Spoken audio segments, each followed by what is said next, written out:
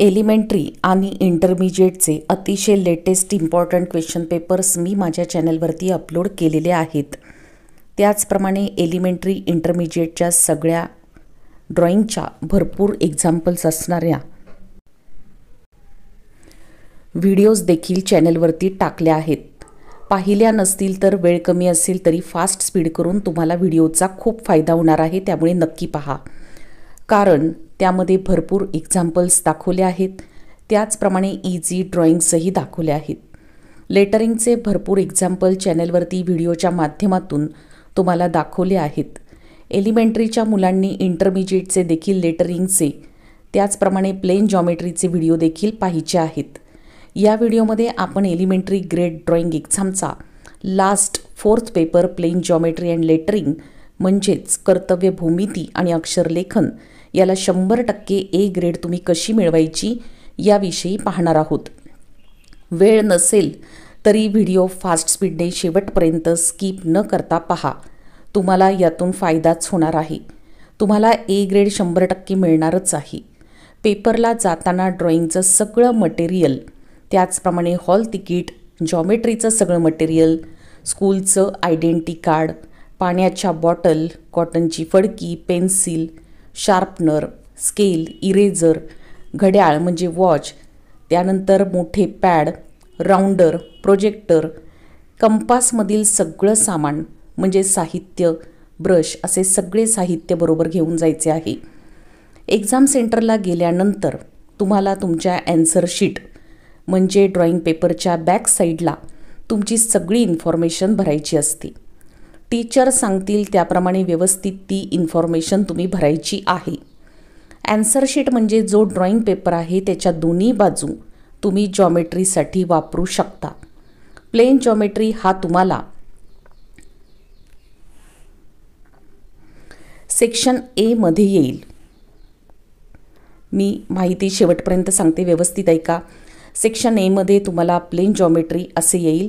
त्यामध्ये तुम्हाला total 5 question दिले जातील आणि तुम्हाला कोणतेही 4 क्वेश्चन सोडवा असे सांगितले जाईल। तुम्ही 5 क्वेश्चनपैकी 5 सगळे क्वेश्चन सोडवण्याचा प्रयत्न करायचा आहे।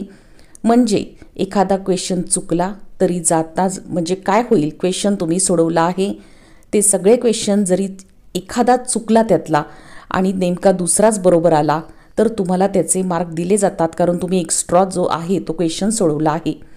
ज्या फिगर्स तुम्ही काढणार आहात त्या सगळ्या फिगर्सला नेम द्या म्हणजे नावं द्या, ते विसरायचं नाही।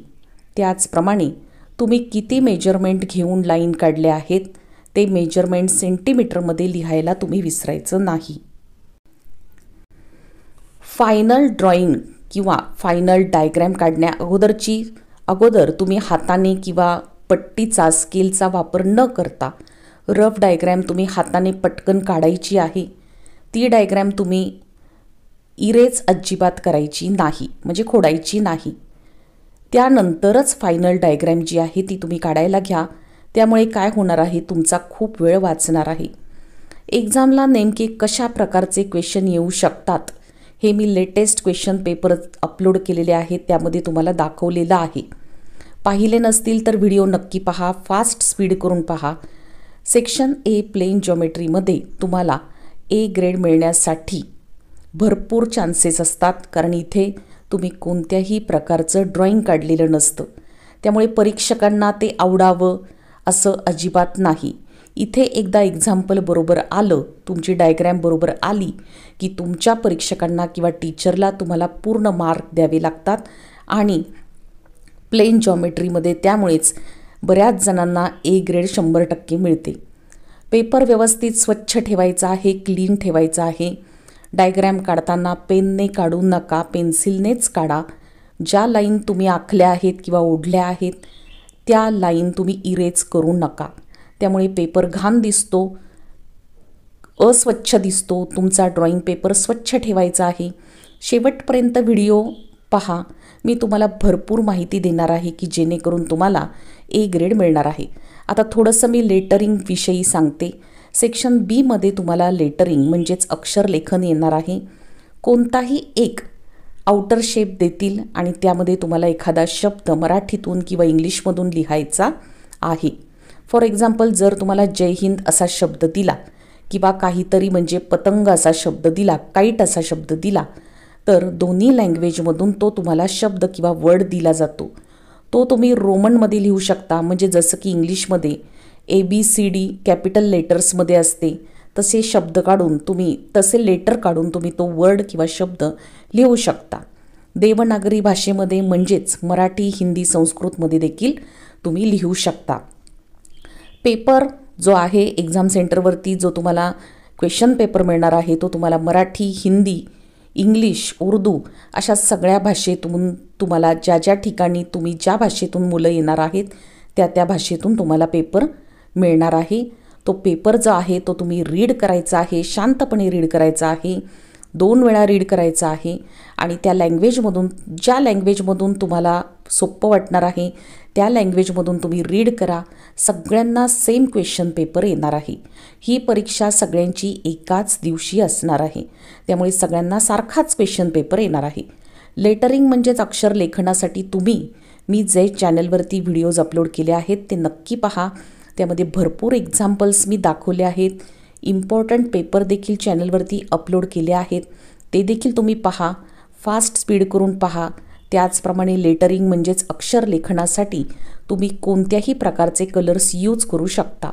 मराठी मीडियमची मुले इंग्लिशमधून शब्द लिहू शकतात किंवा इंग्लिश मीडियमची मुले मराठीतून दिलेला शब्द लिहू शकतात. त्याचप्रमाणे ड्रॉइंगचा पेपर उभा धरायचा की आडवा धरायचा हे संपूर्ण तुमच्यावर डिपेंड आहे. तो तुम्हाला जसा धरायचा आहे तसा तुम्ही धरू शकता. पेपरचं टाईम मॅनेजमेंट तुम्हाला खूप व्यवस्थित पद्धतीने करावं लागणार आहे. टाईम मॅनेजमेंट कसं करायचं हे मी चॅनलवरच्या सगळ्या व्हिडिओमधून तुम्हाला सांगितलेलं आहे. पेपर जर पूर्ण झाला नाही तर परीक्षक तुम्हाला फेल करू शकतात. त्याचप्रमाणे लेटरिंग अक्षर लेखनासाठी तुम्हाला जो शब्द किंवा वर्ड दिलेला आहे त्याला अनुसरून तुम्ही व्यवस्थित ड्रॉइंग काढायचं आहे आणि त्या शब्दाचे स्पेलिंग अजिबात चुकू द्यायचे नाही. बरीच मुलं किंवा बरेच स्टुडंट्स घाई गडबडीमध्ये जो शब्द दिला आहे तो शब्द एकतर चुकीचा लिहितात किंवा त्याचा स्पेलिंगमध्ये चूक करतात. त्यामुळे तुमची ग्रेड खाली जाण्याची शक्यता असते. तुम्हाला A ग्रेड मिळवायची असेल तर अशा बारीक-सारीक गोष्टी तुम्ही नक्की फॉलो करा. लेटरिंगचं कलरिंग करताना देखील तुम्ही शेडिंगचा वापर करू शकता. शॅडो क्रिएट करून तुम्ही दाखवू शकता. संकल्पचित्र, नक्षीकाम म्हणजेच डिझाईनच्या सुद्धा अतिशय इम्पॉर्टंट इन्फॉर्मेशन चॅनलवरती टाकल्या आहेत, ते नक्की पाहायचं आहे. त्याचप्रमाणे ऑल सब्जेक्टचे इन्फॉर्मेशन, इम्पॉर्टंट पेपर्स टाकलेले आहेत ते पाहायचे आहेत. आता व्हिडिओ पुढे स्किप न करता तुम्ही ऐकायची आहे. प्लेन जॉमेट्री हा पेपर तुमचा 2 तासांचा असतो, म्हणजे 2 hours.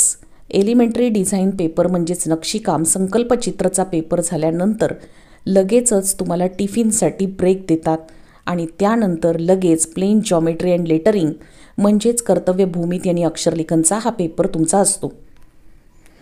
हा पेपर तुम्हाला 2 तासाची वेळ यासाठी असते.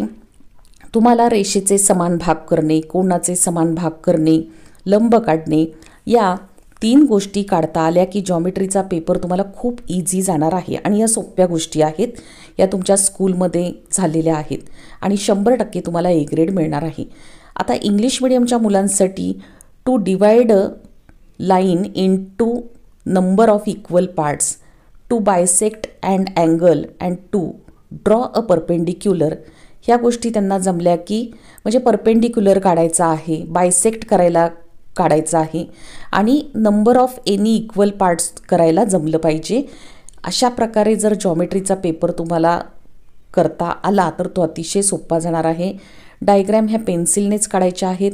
आधी अतिशय लाईट म्हणजे अतिशय हलक्या हाताने, हलक्या पेन्सिलने तुम्ही डायग्रॅम काढा आणि नंतर मग त्या थोड्याशा डार्क करा. नाव त्याच्यासाठी जे ABCD अशी नावं जी डायग्रॅमला दिलेली आहेत ती तुम्ही नक्की द्या. मेजरमेंट द्या. त्यानंतर लेटरिंगसुद्धा आधी रफ काढून तुम्ही पाहायचं आहे. हाताने पटकन कोणतंही माप न घेता आणि त्यानंतर फायनल लेटरिंग करायला घ्यायचं, म्हणजे वेळ वाचणार आहे. कलरिंगसाठी जास्त वेळ लागतो, त्यामुळे स्केच पटकन करायचं आहे आणि लेटरिंग काढायला कलरिंगसाठी घ्यायचं आहे. शेवटचे 5 ते 10 मिनिट कलर ड्राय होण्यासाठी ठेवायचे आहेत. तुमच्या पेपरची जो गठ्ठा आहे, पेपरचा जो गठ्ठा आहे तो एकमेकांवर पेपर ठेवून टीचरकडे तुमचे जे सगळे पेपर असतात ते घेऊन नेले जातात. त्यावेळेला ड्रॉइंग पेपर एकमेकांना चिकटू शकतो जर तुमचा कलर ड्राय झाला नाही तर. त्यामुळे शेवटचे जे 5 किंवा 10 मिनिट आहेत ते तुम्ही लवकर पेपर उरकून कलर ड्राय होण्यासाठी ठेवायचं आहे. चित्र खराब होण्याची शक्यता असते, त्यामुळे शेवटचे 10 मिनिट तुम्ही पेपर ड्राय होण्यासाठी ठेवा. तुमची ड्रॉइंग काही कारणाने समजा थोडेसे खराब झाले तरी तुम्ही गडबडून किंवा गोंधळून जाऊ नका, घाबरून जाऊ नका. त्यामध्ये थोडीफार सुधारणा करण्याचा प्रयत्न करा. टीचरला तुमची अडचण सांगा, ते तुम्हाला नक्की चांगले मार्गदर्शन करणार आहेत. एलिमेंटरीच्या एक्झाममध्ये प्लेन जॉमेट्रीला घाबरण्याचे अजिबात कारण नाही. एलिमेंटरीचे मार्क्स 10च्या बोर्डमध्ये तुम्हाला एक्स्ट्रा मिळत नाहीत. हे सगळ्यांना माहीत आहे की नाही मला माहिती नाही, पण एलिमेंटरीचे तुमचे जे मार्क्स आहेत ते बोर्ड एक्झाममध्ये ॲड होणार नाहीत. त्यामुळे एलिमेंटरी एक्झाम ही पास झाल्यानंतर तुम्ही फक्त इंटरमिजिएट एक्झामला बसण्यासाठी पात्र असता. एलिमेंटरी एक्झाम त्यामुळे घेतली जाते. त्यामुळे एलिमेंटरीच्या ड्रॉइंगचं किंवा एलिमेंटरी एक्झामचं खूप टेन्शन घेण्याचं काहीच कारण नाही. जॉमेट्रीचा पेपरचा त्याचंही टेन्शन घेऊ नका.